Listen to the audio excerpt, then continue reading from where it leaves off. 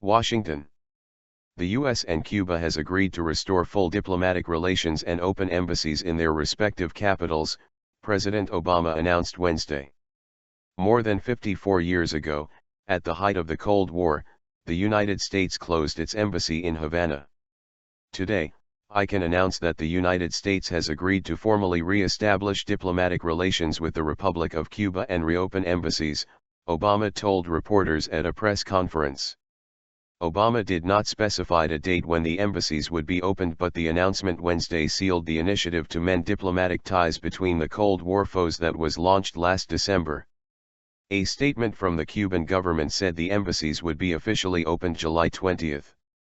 Describing it as a historic step, the American leader said when the U.S. shut its embassy in Havana in 1961, nobody thought it would take more than a half-century to reopen it. There have been very real, profound differences between our governments, and sometimes we allow ourselves to be trapped by a certain way of doing things, he added.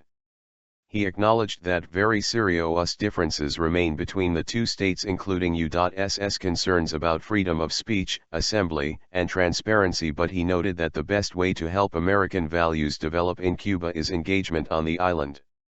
On issues of common interest, like counterterrorism, disaster response, and development, we will find new ways to cooperate with Cuba, he added. Obama urged lawmakers to lift embargoes that prohibit Americans from traveling to or doing business in Cuba. In a show of good faith toward détente, the U.S. and Cuba swapped prisoners last December, including American Alan Gross, who was held for 5 years in a Cuban prison. 3 rounds of high-level talks have been held between the two states that resulted in the U.S. loosening travel and trade restrictions. In April, Obama met with Cuban President Raúl Castro during a regional summit meeting in Panama. It was followed by the removal of Cuba from a U.S. terror list in May.